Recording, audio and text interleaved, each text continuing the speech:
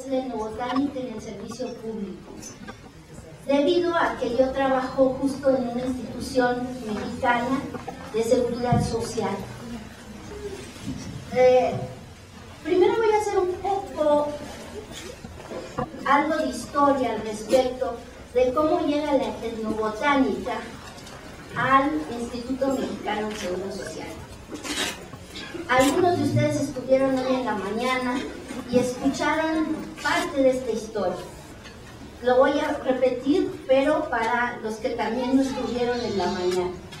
En México, en los años 70, cuando la Organización Mundial de la Salud manda un documento a todas sus naciones organizadas en ese seno de la OMS, habla sobre que en las naciones se debe de tomar en cuenta la medicina tradicional y sus recursos terapéuticos, principalmente los herbolarios. Aquí en México se forma un instituto que se llamó Instituto Mexicano para el Estudio de las Plantas Medicinales, más conocido por sus siglas IMEPLAN. Este instituto era multidisciplinario, había médicos, bioquímicos, farmacólogos, historiadores, lingüistas, y comienza a trabajarse una disciplina que no había sido contemplada, que fue la etnobotánica. Se comienza a tomar en cuenta cuáles eran los recursos humanos que atendían la salud del pueblo mexicano, pero específicamente esos recursos humanos anónimos, que no están en ninguna universidad, en ningún centro de investigación, y que sin embargo ven por la salud del pueblo. Y se comienza también a tener un diálogo con ellos para conocer cuáles eran esos recursos terapéuticos vegetales que utilizaban para sus padecimientos. Es así que IMEPLAN comienza a trabajar multidisciplinariamente, y el primer escalón del estudio de las plantas medicinales fue la etnobotánica, que hasta ese momento, gracias, no se tomaba en cuenta o no se contemplaba como parte dentro de estos estudios. Lo que se tenía anterior a esto era nada más ir y recolectar plantas para la industria farmacéutica. Muchos botánicos, bueno, no muchos, pero sí algunos botánicos conocidos, recolectaban helechos, recolectaban angiospermas para diversos laboratorios que había o que siguen habiendo en nuestro país. Pero no tomaban en cuenta la manera de ver la salud y la enfermedad de los pueblos originarios. No tomaban en cuenta cuáles eran esos recursos humanos que veían por la salud del pueblo mexicano, sino solamente la materia prima, el vegetal.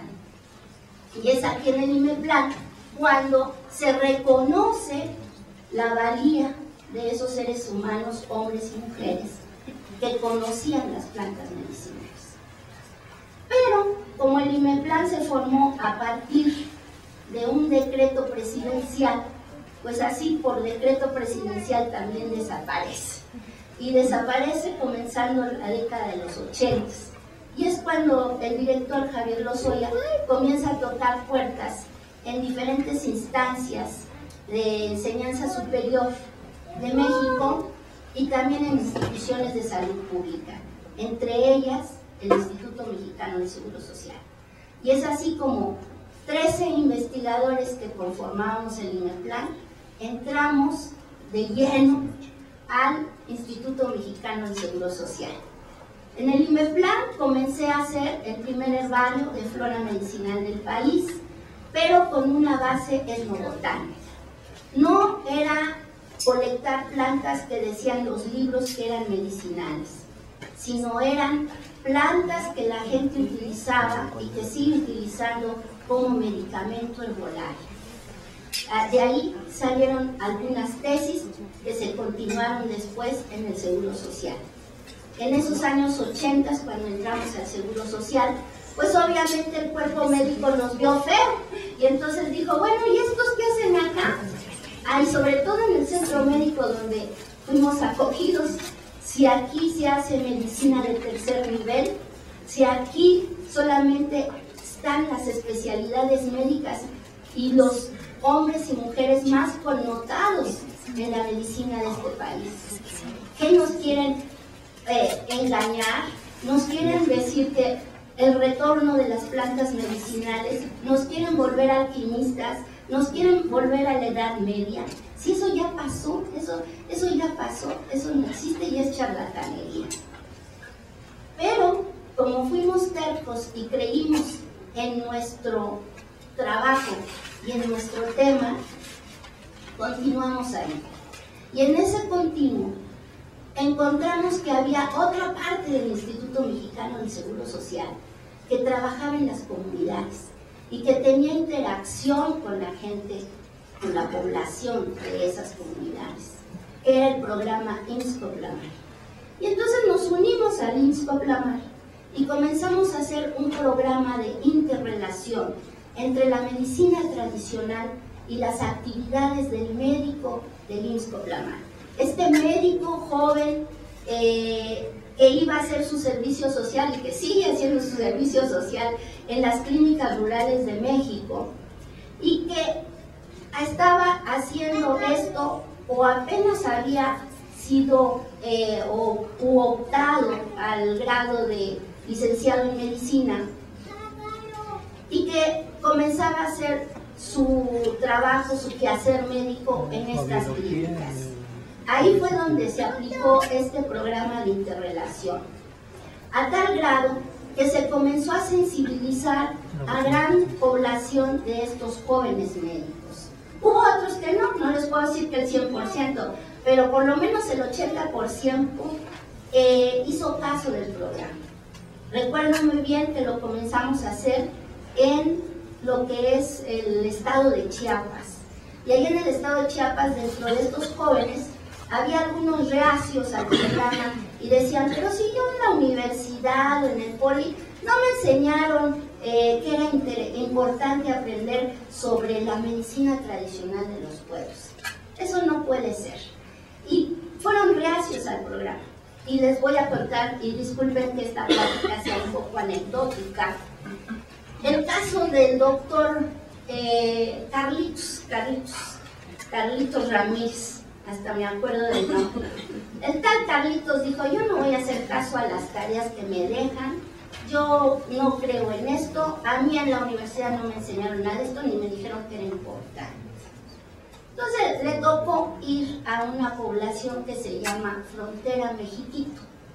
Y ahí en Frontera Mexiquito, obviamente, lo llevó la camioneta del IMSS-Coplamar con el conductor, y le dijo el conductor a media carretera, bueno, pues aquí bájate. Dice, oye, pero si aquí no hay nada. Ah, ¿cómo no? Dice, mira, ves allá, ese monte de allá. Sí, pues ahí queda tu población, tienes que irte caminando.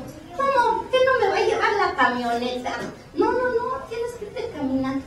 Pues el pobre Carlitos Ramírez llegó a Frontera Mexiquito, ya todo sudado, ya en la noche, ya no sabía qué hacer. Total que llegó a su clínica, ahí toda la gente lo esperaba con mucho gusto, le habían hecho de comer, pues ya le dieron de cenar, ¿verdad?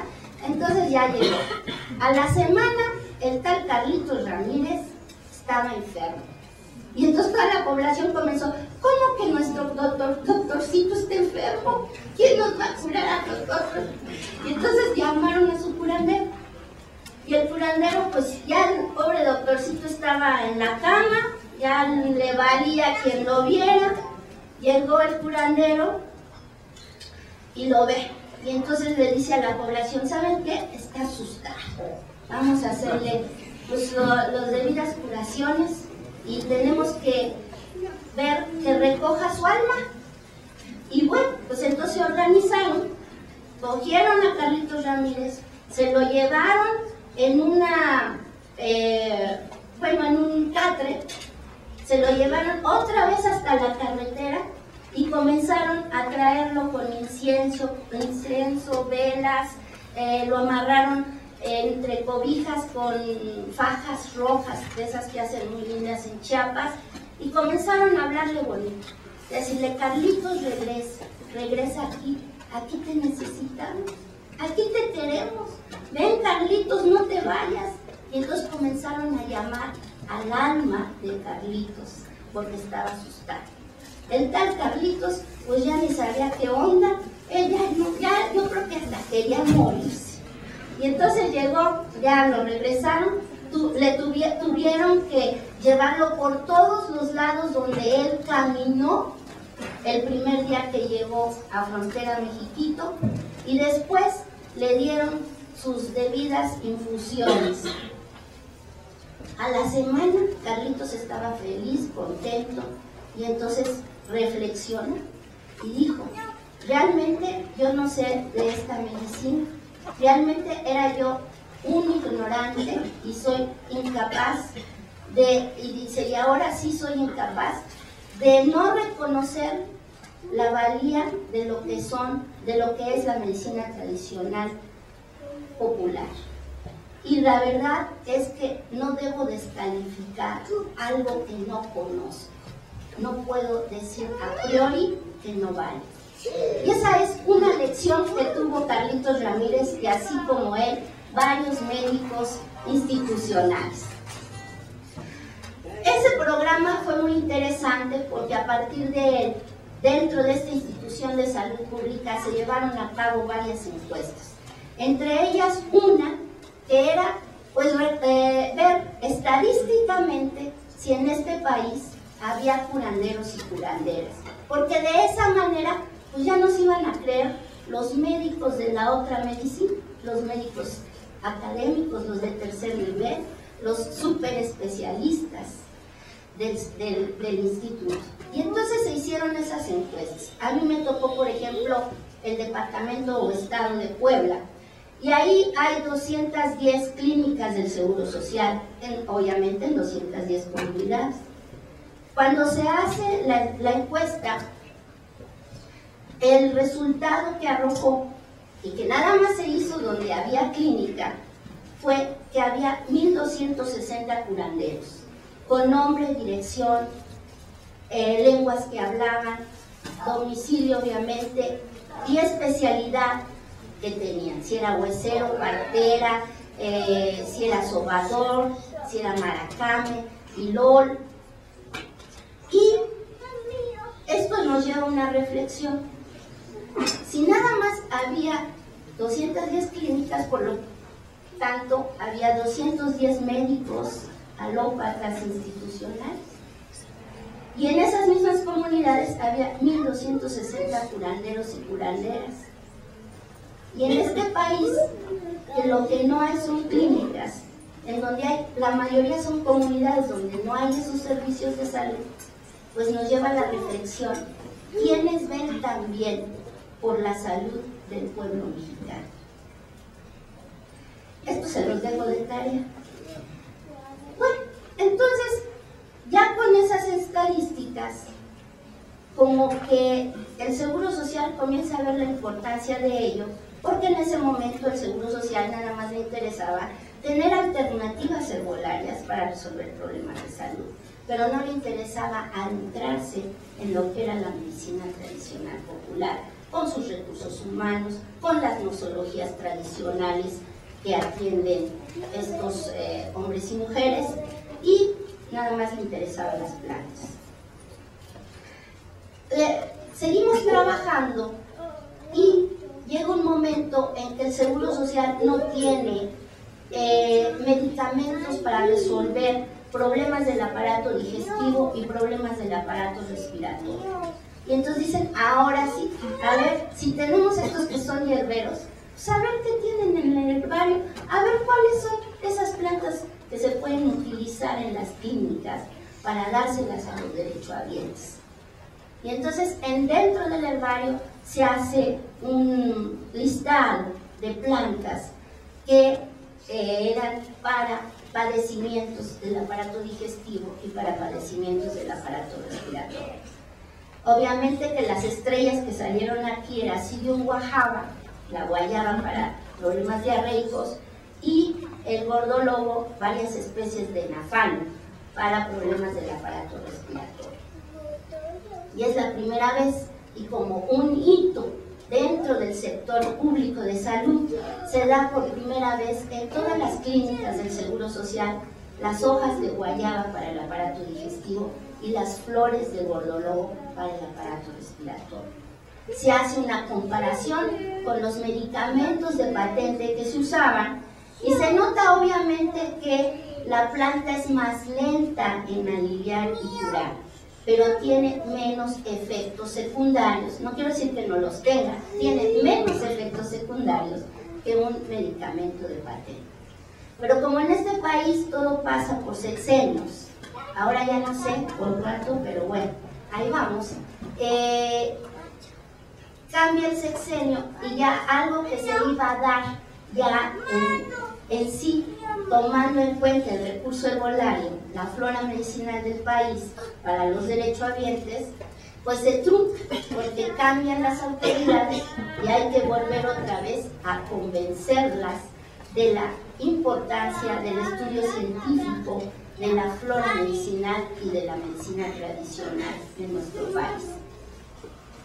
Es así que entonces se sigue trabajando en el inventario de la flora medicinal mexicana dentro del herbario y apoyar con el trabajo etnobotánico a nuestros compañeros del área experimental, díganse farmacólogos, fitoquímicos, toxicólogos, para poder seguir en el estudio científico académico de la flora medicinal del país.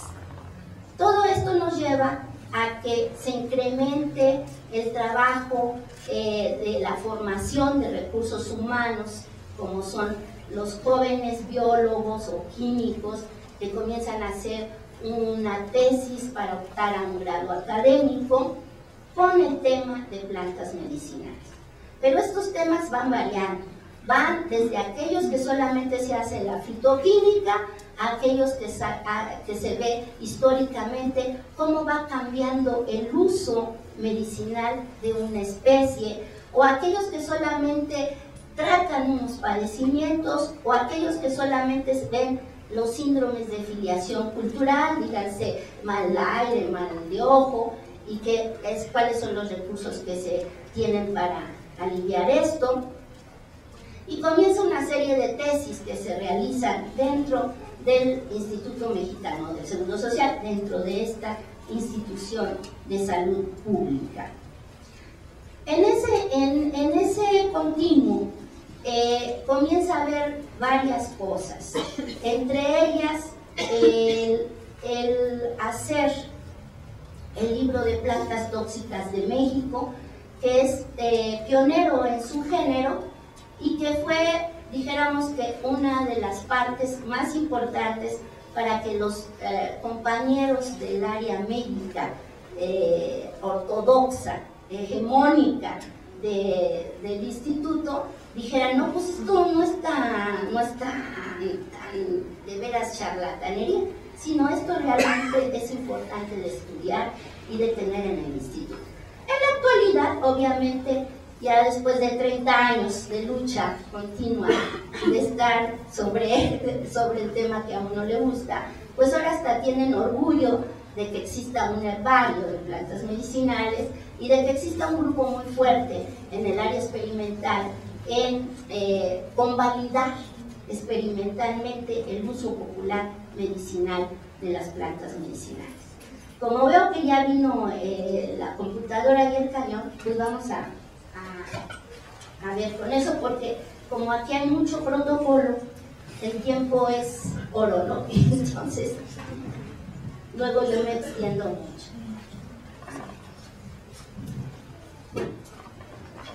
Un poco lo que les he platicado, lo vamos a ver en imágenes. ¿Se puede o no se puede? Sí. ¿Sí? Gracias.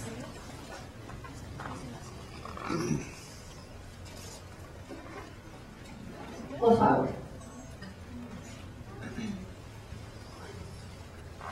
Bueno, esto nada más es el mural de Diego Rivera, que se encuentra en el Centro Médico Nacional La Raza en México, que habla sobre la medicina tradicional mexicana, y ya no lo puse completo. Del otro lado está la medicina moderna. Aquí en este mural de Diego Rivera encontramos diversas prácticas terapéuticas ancestrales que todavía en este siglo XXI se siguen haciendo y plantas que se siguen utilizando. Como les decía, a finales de los años 70, la Organización Mundial de la Salud pide que sus pueblos afiliados reconozcan esta medicina tradicional popular y sus recursos terapéuticos. Y México, como es un país megadiverso y también de una gran riqueza cultural, pasamos por favor, que va, la diversidad biológica va desde desiertos hasta selva alta perennifolia, pasando por la selva baja caducifolia, y con los diversos grupos étnicos o pueblos originarios de nuestro país que tienen una manera de ver la salud y la enfermedad y que tienen sus propios recursos terapéuticos. Bien, en el IMEPLAN, como les comentaba, un grupo multidisciplinario, se imprime por primera vez una revista que se llamó Medicina Tradicional. Y en esa revista Medicina Tradicional se escribía sobre, se difundían las investigaciones que se realizaban en el instituto desde el punto de vista histórico, médico, etnobotánico, farmacológico y fitoquímico. Y la etnobotánica jugó un papel muy importante. Los objetivos ya del herbario, cuando se comienza a formar, son y siguen siendo recolectar y inventariar la flora medicinal del país, realizar la investigación etnobotánica en los estudios experimentales de los productos naturales que se llevan a cabo en el IMSS, desarrollar investigaciones etnobotánicas de plantas medicinales con los diferentes pueblos originarios de México y ofrecer alternativas herbolarias para resolver problemas de salud. Bueno, como ustedes y yo sabemos, este trabajo etnobotánico, etnobiológico, etnozoológico, como ustedes en sus diferentes áreas de la etnobiología tienen, pues a veces es algo es muy bonito, pero para los que están acostumbrados a la ciudad, a las zonas urbanas, pues hasta lloran por andar en esos caminos, como los compañeros que ven acá. Cuando entramos al IMSS comenzamos, como les dije, a unirnos al programa IMSS Coplamar, que estaba en todas las comunidades rurales del país donde había clínicas de IMSS. Y ahí se comienza a hacer los primeros encuentros y asambleas con las comunidades de los pueblos originarios y con los curanderos y curanderas de esos pueblos originarios. Se comienza a entrevistar a aquellos especialistas de la medicina tradicional popular.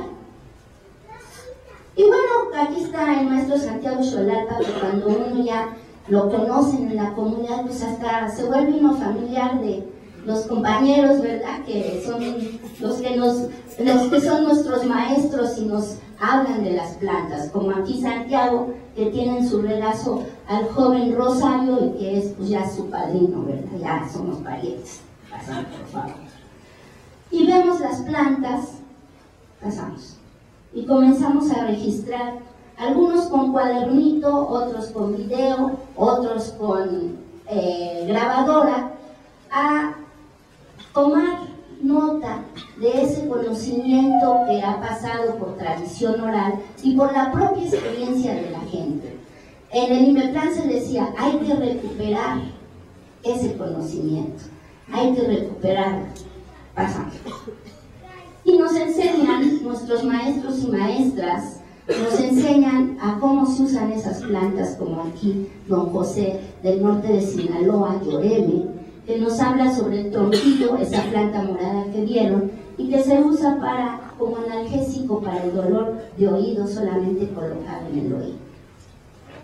La colecta, como ustedes saben y yo también, a veces es fácil y a veces es difícil.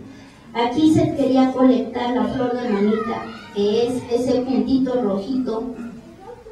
¿Cómo se hace esto? ese punto rojo que anda por acá. Y aquí está el biólogo Juan Raúl Camacho Pulido y Alejandro Galicia, y aquí abajo hay un precipicio, ¿verdad? Entonces pues no es tan fácil conectar las plantas en general, pero esto nos lleva a conocerlas y a comenzar a hacer ese acervo de flora medicinal mexicana, a hacer la prensada de los ejemplares en el campo, hasta que finalmente llegar al herbario, verlos al microscopio, ver qué especies son esas y poder así ir viendo esas plantas que se pueden utilizar en un momento dado y que en el caso del área experimental, pues algunos se interesan en ciertas especies que son ya identificadas botánicamente en los herbarios. En el caso experimental se comienza a trabajar como un ping-pong entre la fitoquímica y la farmacología, ver en qué extractos es donde se tiene la acción al respecto de una planta medicinal. Y se pueden trabajar en animales íntegros y en animales crónicos, como aquí ven a esta pobre ratita, o hacer el trabajo microbiológico con diversas cepas y colocarles el extracto de la planta para ver cuál es la acción, si es bactericida o bacteriostática. Esto se sigue haciendo en el Seguro Social. Esto se sigue haciendo ya con diversos grupos académicos, científicos en toda la República Mexicana. A partir del IMEPLAN, que fue, dijéramos que el generador, el que abrió la puerta a ese tema tan especial que no era un tema para los científicos, sino más bien era un tema de magia, era un tema de charlatanería, un tema obscurantista. Bien, cuando entramos al Seguro Social, en esta institución de servicio público de salud, pues nos dimos cuenta que no nada más teníamos que ir al campo, recolectar, hablar con los curanderos, hacerles su reconocimiento, sino que teníamos ya otra tarea más, lo cual a mí en particular me gustó mucho: dar servicio a la población, el servicio tanto a la población médica, paramédica, como a los derechohabientes. Y entonces aquí los servicios que seguimos dando es la identificación botánica de las plantas medicinales y tóxicas de México, la identificación y elaboración de avales de herbario correspondientes a estudios experimentales y comerciales, curso monográfico sobre medicina tradicional y herbolaria que se le da a los médicos, taller para la formación de herbarios y mini-herbarios medicinales y caminatas botánicas médicas. Entonces, en estos servicios que damos, hay uno en particular, y ustedes lo vieron ahora en la mañana, con los toxicólogos. Hay plantas que ingieren niños o ingieren adultos y que a veces les causa la muerte. Y ya en este momento estamos muy conectados con los toxicólogos cuando se presentan estos casos para la identificación botánica y para hacer el trabajo no botánico directamente en la casa del niño o del adulto que ha ingerido la planta tóxica que generalmente las tienen en su casa. Este es el programa que les decía donde Carlitos Ramírez, el recalcitrante enemigo de la medicina tradicional, pues en carne propia vivió lo que vivió respecto a un padecimiento de síndromes de filiación cultural, que fue el susto.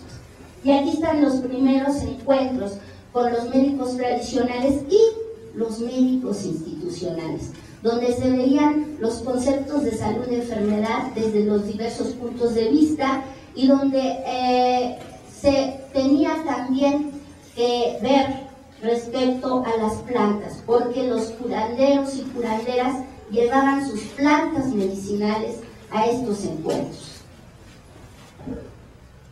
Y lo respecto a lo del aparato digestivo y aparato respiratorio, que hicimos este catálogo de flora medicinal, pues fue la presentación del producto herbolario que se dio a los derechohabientes del Seguro Social. Y si aquí hay médicos de aquella época, no me dejarán mentir. Este es el gordolobo para problemas del aparato respiratorio. Y las encuestas, como les dije, respecto a la estadística, si había o no muchos o pocos curanderos y curanderas del país, se hizo en toda la República Mexicana y se encontró se encontró que eran más los de la medicina tradicional popular que los de la medicina institucional. Y también se vio aquellos padecimientos o nosologías tradicionales que atienden estos humanos, estos curanderos y curanderas. Como aquí verán, nada más un poco algunas denominaciones de estos padecimientos, que si me dicen, oye, Ariel, ¿y qué es tal padecimiento? Pues a lo mejor sí lo sé, a lo mejor todavía no lo sé porque falta mucha investigación. Y en el aspecto de plantas también se hizo un listado de la flora medicinal mexicana. Pero como les digo, como estos por sexenios, pues ya no se pudo hacer la recolección de estas más de 6,000 plantas mencionadas. Bien, pero aquí fue donde desarrollé algo que yo tenía así como una espinita en el corazón, porque decía yo, bueno, yo gano conocimiento, aprendo de la gente, pero yo no les doy nada a cambio. Yo no les puedo dar nada a cambio.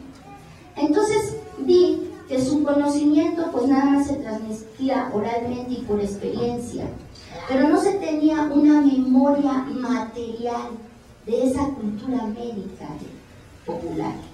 Entonces me ocurrió hacer las caminatas botánicas conjuntamente con los curanderos, curanderas, promotores de salud y promotores de salud y nutrición, y también uno como investigador caminando por las veredas, viendo las plantas y hablando y platicando y comunicándonos entre todos respecto a una planta que íbamos viendo. Y cada quien participaba y se enriquecía y se sigue enriqueciendo la información. Claro que si alguno se nos enferma por ahí, como este señor, que se le hincharon las piernas, pues obviamente en esa caminata, como van los curanderos y curanderas, me dijeron, no se preocupe maestra, aquí está el sanalotodo y se lo vamos a poner. Y entonces le pusieron las hojas de sanalotodo picaditas y el señor a las 2 horas ya podía caminar. El sanalotodo es una crasulácea, es un naranjo de pinata, y íbamos todos aprendiendo. Y hacían su minerval, y siguen haciendo su minerval. Es un cuaderno como el que ustedes traen en su bolsita, y ahí ponen una muestra de la planta medicinal, y ahí comienzan a escribir. Y si no saben escribir, pues ahí va el nieto o la nieta que ya va a la escuela, que sabe escribir, y que entonces va colocando y haciendo ya la memoria escrita de ese saber médico popular, el cual se les queda a ellos, no se nos queda a nosotros, sino es de ellos. Bien, también hemos participado dentro de estos servicios públicos en salud en el apoyo a los hospitales mixtos que se comenzaron a hacer a partir de los años 90, como ahora en la mañana se mencionaba. Pero aquí fue al revés. Aquí les presento a las curanderas, parteras de la Sierra Norte de Puebla, que abarca esta asociación cuatro pueblos originarios, los tepehuas, totonacos, nahuas y otomíes. Pero ellos, y aquí los hueseros también de esta asociación, pero ellos nos pidieron de favor. Ya fue al revés, ya no fue de que uno va a aprender de ellos, sino ellos quisieron que les enseñáramos a hacer los ejemplares de herbario como en cualquier universidad, como cualquier centro de investigación botánico, porque ellos ya querían vender sus productos herbolarios y la Secretaría de Salud les pedía el aval de la identificación botánica y un ejemplar de herbario para que pudieran vender sus productos para ver si no eran plantas tóxicas. Y así es que ellos, en la preparación de estos productos herbolarios, comenzaron y que hacen sus pócimas con esto para venderlas, comenzaron a hacer aquí las parteras haciendo sus ejemplares de herbario con la identificación botánica que nosotros les dábamos, para que así la Secretaría de Salud les otorgara el permiso correspondiente para la venta de ellos. A tal grado que ellos mismos dijeron, pues vamos a hacer nuestro herbario, así como el que tiene la maestra en México, y yo voy a ser el director. Aquí les presento a don Miguel, de la Sierra Norte de Puebla. Don Miguel, Francisco, ¿no te acuerdas el apellido de don Miguel? Valerio. Sí, don Miguel Valerio, que él decidió ser el mero mero del herbario, así como la maestra Abigail, y hizo su gaveta de madera preciosa y los ejemplares ya aquí, más de 200 plantas medicinales que utilizaban para sus productos. En este aspecto de los hospitales mixtos, en San Luis Potosí, cerca de Tamazunchale, también en un hospital del Seguro Social, se tenía o se tiene la Casa de Salud del Médico Tradicional dentro de las instalaciones de este centro médico regional, Hospital Regional de Zona de allá. Pasamos, por favor. Y bueno, y aquí les presento, bueno, en la pasada estaban los médicos institucionales conjuntamente con los curanderos y curanderas de la zona, haciendo ya una verdadera interrelación en el aspecto médico. Se colectan las plantas, como ven ustedes acá. Claro que también había sus enfermos, pero aquí el que se nos enfermó fue un médico del hospital regional, que era el doctor Margarito Flores, que es este señor que ven acá. Y entonces me dijo, ¿sabe qué, maestra? En la caminata me dijo, me siento muy mal, me voy a desmayar. Digo, ay, doctor Margarito, pues si usted aquí en el día, ¿qué vamos a hacer? Dice, no, llévenme con el curandero don Francisco Macoy, porque es el único que me puede curar.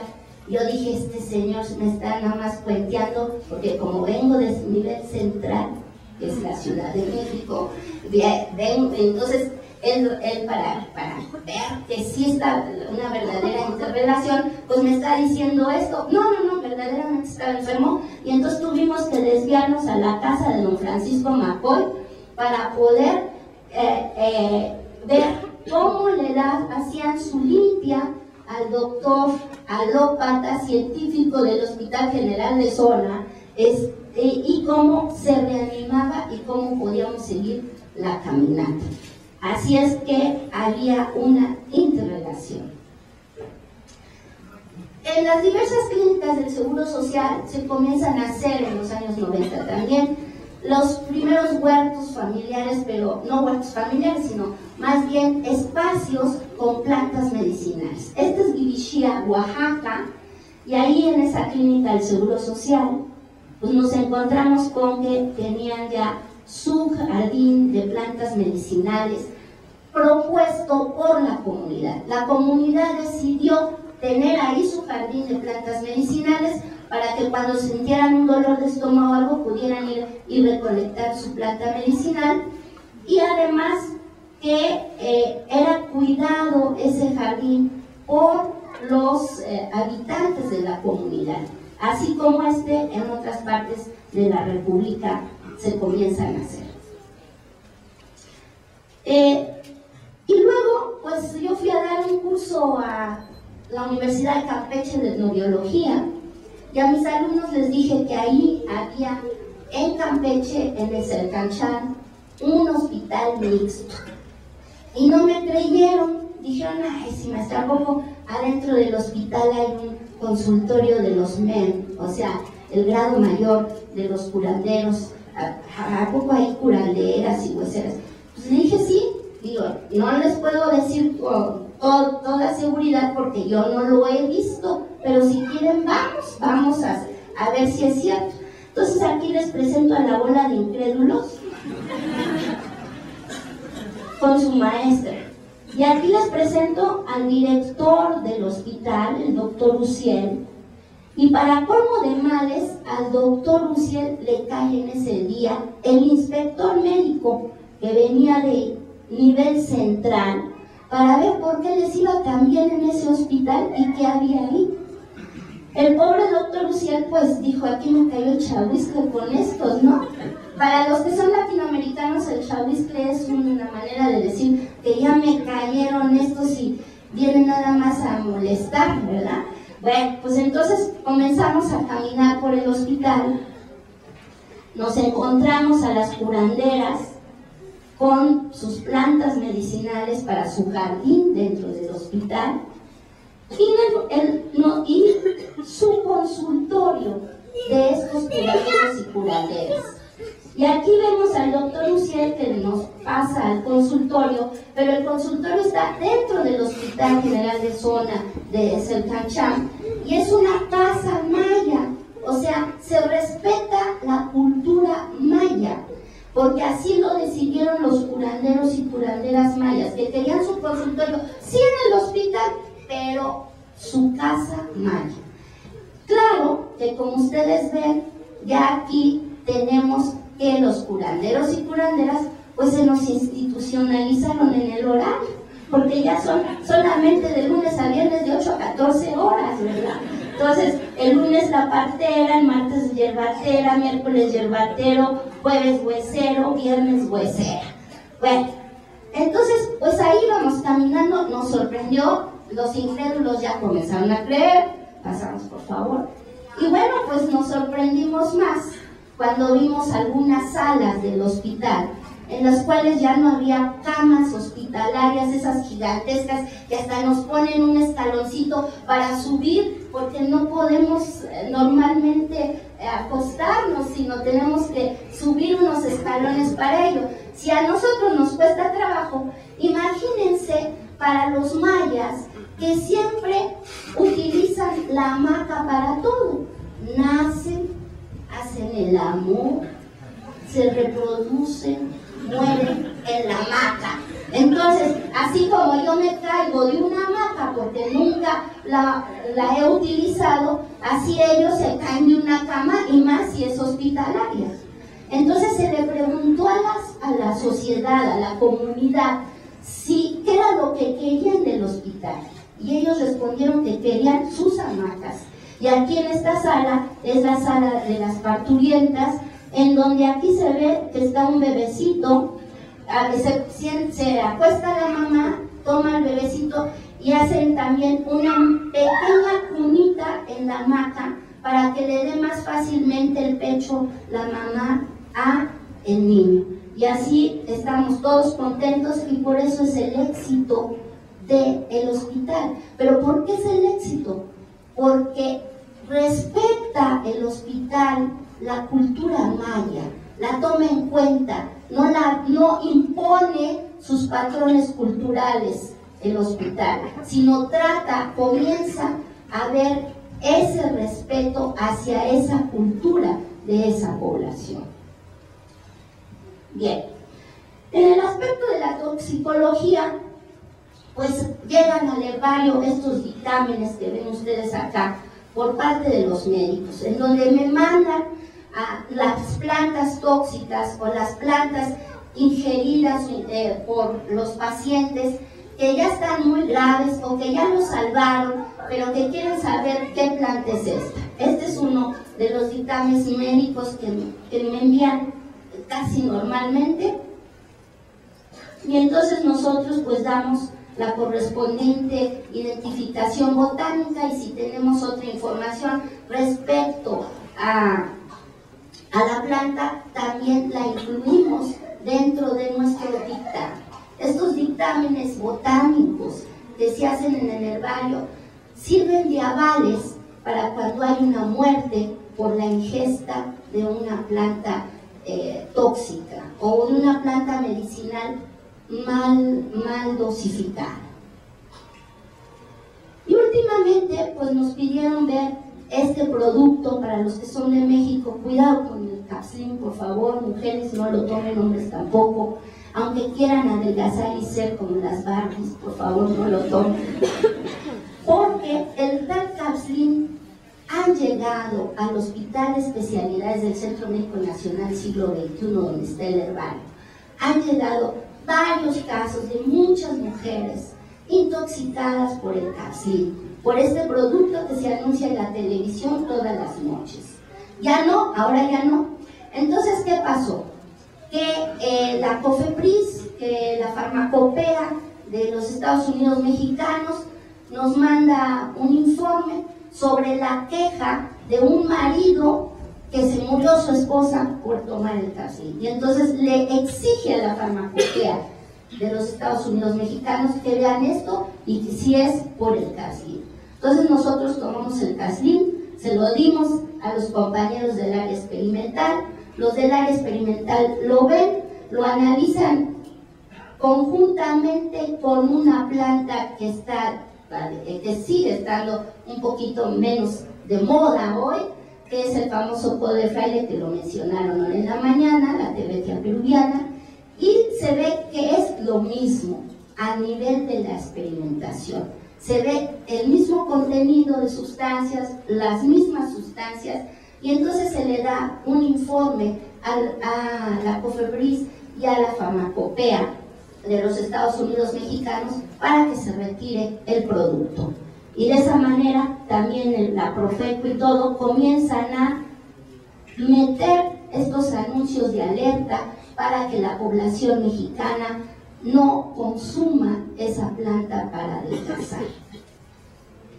Bien, en el aspecto de la interculturalidad que se da ya en este siglo XXI, se comienzan a hacer algunos talleres con los médicos ahora de la Secretaría de Salud.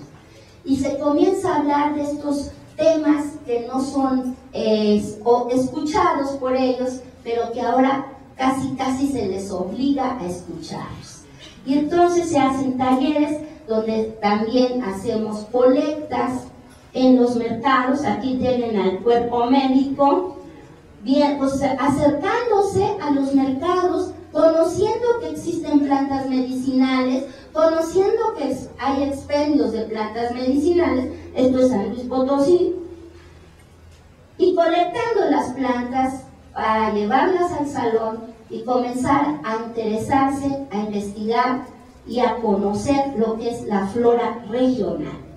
Aquí estamos en otra parte, en la Sierra de Puebla, en Huehuetla, y con el cuerpo de enfermeras, y allí también nos encontramos con este Hospital Integral de Huehuetla con medicina tradicional, en donde hay esa interrelación ya con los curanderos y curanderas de la comunidad y el médico de la clínica de la Secretaría de Salud. A tal grado que, bueno, ya han hecho sus periódicos murales y ahí se ve que, bueno, pues vamos a conocernos primero y después a ser amigos y a ver cómo nos va en esta relación. Pasamos, por favor. También hemos participado en esta institución de salud pública en los primeros recetarios de plantas medicinales bilingües, esto es con las organizaciones de médicos tradicionales indígenas, con la UNIESH de Chiapas, en donde los recetarios son bilingües, y en este caso se tiene el logotipo de la Organización de Médicos Tradicionales Indígenas y junto el logotipo de esta institución de salud pública. Y bueno, esto la traigo porque es de aquí de Hidalgo, es de aquel niño que está, bueno, ese señor que está con un bebé, que se llama Victoriano Hernández, y que Victoriano Hernández llegó un día al herbario y me dijo: maestra, yo quiero hacer una tesis de plantas medicinales con usted. Le dije: ¿sabes qué? Yo ya no quiero dirigir tesis ni nada, pero es necio. Entonces dije: bueno, pues que sea el último. Y entonces Le dije, bueno, Victoriano, ¿tú de dónde eres? Ah, yo soy de Atlatita, el Mirador, en Hidalgo, en el municipio de Capesco. Igual que Leonardo, que está aquí con su video. Y le dije, ah, sí, y voy a decir una cosa, ¿tú hablas en náhuatl? Sí, maestra, sí lo hablo. Oye, ¿lo escribes? También lo escribo. Maravilloso, le dije, entonces tu tesis tiene que ser bilingüe, porque tu lengua materna es el náhuatl, no es el castellano. Y aquel se me quedó así como diciendo, bueno, esta está loca. Pero al paso y al transcurso de los meses se dio cuenta de la importancia del reconocimiento de su propia cultura. Y entonces él logró que la Universidad Nacional Autónoma de México le permitiera hacer este tipo de tesis bilingüe en castellano y en náhuatl de biología. Al principio no quisieron las autoridades, pero Victoriano tiene ese sentido del convencimiento y se logró. Pues que es medio diputado, fíjense, ¿sí? Entonces lo logró Victoriano, y bueno, pues se hizo esta primera tesis de biología. Ya después han salido otras, pero esta es la primera tesis de biología que se hace en la Universidad Nacional Autónoma de México, bilingüe, reconociendo la cultura materna, en este caso de Victoriano. Y ahora déjenme decirles, después hace la maestría conmigo y ahora ya le dieron la beca Ford para hacer el doctorado en Inglaterra o donde quiera. Pasa, ¿quieres decir algo?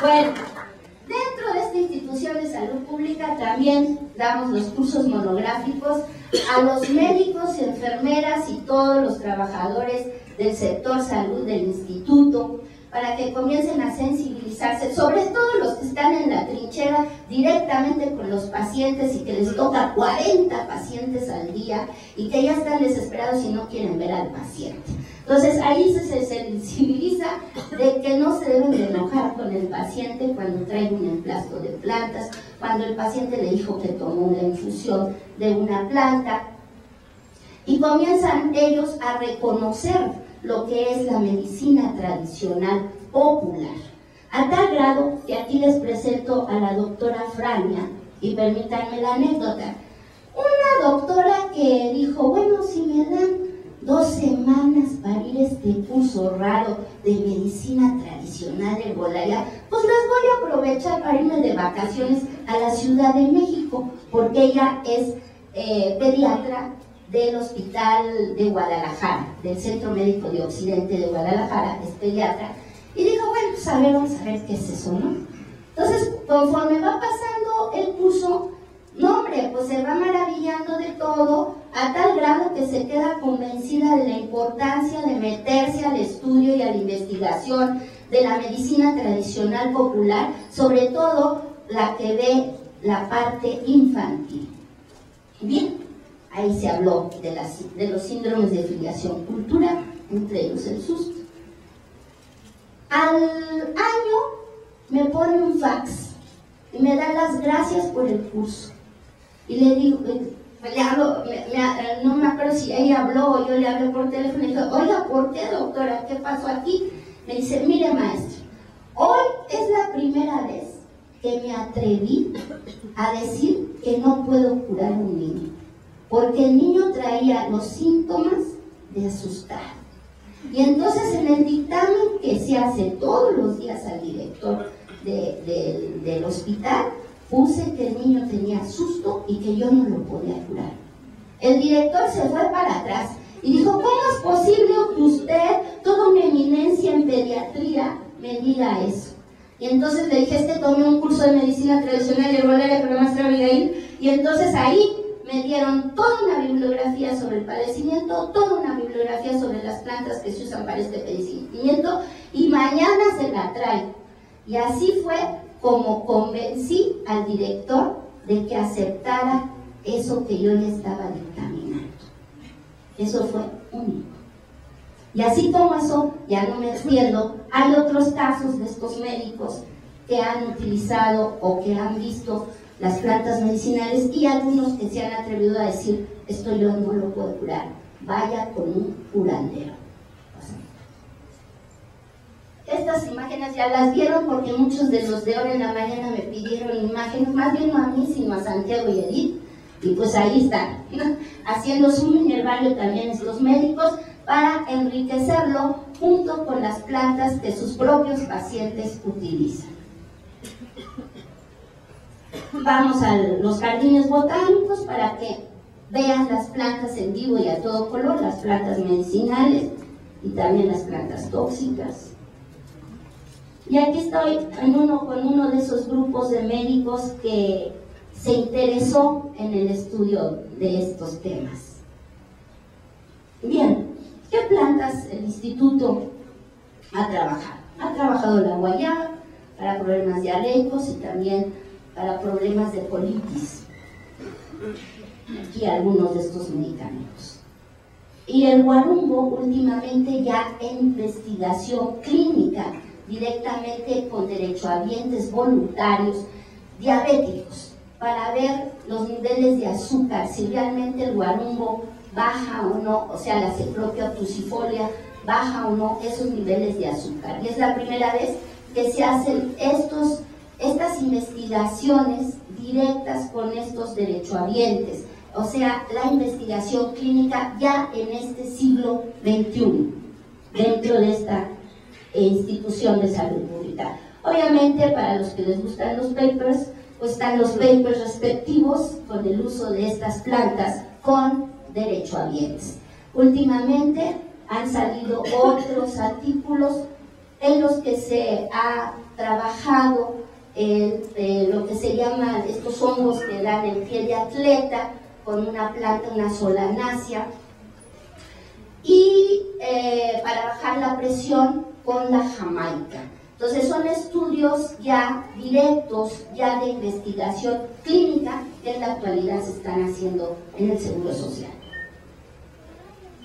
Y algo también un hito en la historia de la medicina mexicana, y yo creo que latinoamericana y mundial también, que dentro de un texto de medicina, un texto médico como es este, que son volúmenes muy grandes, Tratado de Pediatría, el niño enfermo, nos pidieron colaborar con unos capítulos sobre herbolaria medicinal para los infantes y también las nosologías tradicionales infantiles. Entonces es un hito en la historia médica que en estos textos, en estos volúmenes, se hable de estas nosologías tradicionales y de las plantas medicinales utilizadas para ellas. Esto también ha sido un logro y ahí notamos la importancia ya que ven los otros médicos respecto a la herbolaria. Y bueno, dentro de la Secretaría de Salud en este siglo XXI ha sacado la farmacopea herbolaria de los Estados Unidos mexicanos, en donde varios de los investigadores que hemos estado ahí hemos luchado porque se tome en cuenta lo que es el trabajo etnobotánico y se haga el trabajo pertinente respecto a las plantas más frecuentemente utilizadas por la población mexicana para los diversos padecimientos que causan morbimortalidad en ella. Y esta es la farmacopea herbolaria. Bien, siempre termino mis pláticas con este mural. Es el mural de Arturo Estrada, uno de los Fridos, o sea, fue discípulo de Frida Kahlo. Es un mural que se encuentra en la parada Centro Médico de la Ciudad de México y que representa la medicina alopática, la medicina moderna y la medicina tradicional. Lo que queremos nosotros, los que nos dedicamos a la investigación y al estudio de la flora medicinal mexicana, es que se borre esa barrera que ustedes ven acá entre una y otra medicina. ¿Por qué? Porque la medicina es el arte de curar. Y todos esos esfuerzos, que no nada más nosotros en una institución de salud pública hacemos, todos esos esfuerzos que hacen en los diversos centros de investigación, es precisamente para que se quite esa barrera y se use y se trabaje y se investigue todo por la salud del pueblo mexicano. Muchas gracias.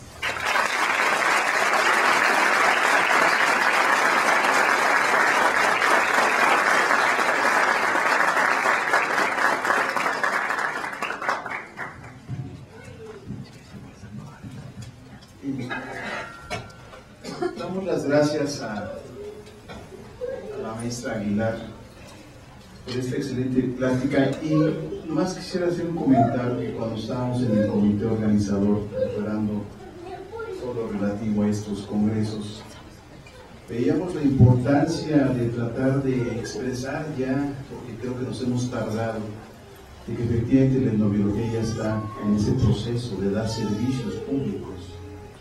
Creo que es un ejemplo claro, y seguramente habrá otros. Entonces era una de las máximas intenciones que teníamos con la maestra Abigail de esa plática, la cual le agradecemos infinitamente, y lamentablemente por cuestiones de tiempo vamos a tener un pequeño receso de 2 minutos para poder proceder a la ceremonia de clausura, al balance del Congreso, y el maestro le entregará la constancia respectiva a la maestra, y le damos muchas gracias.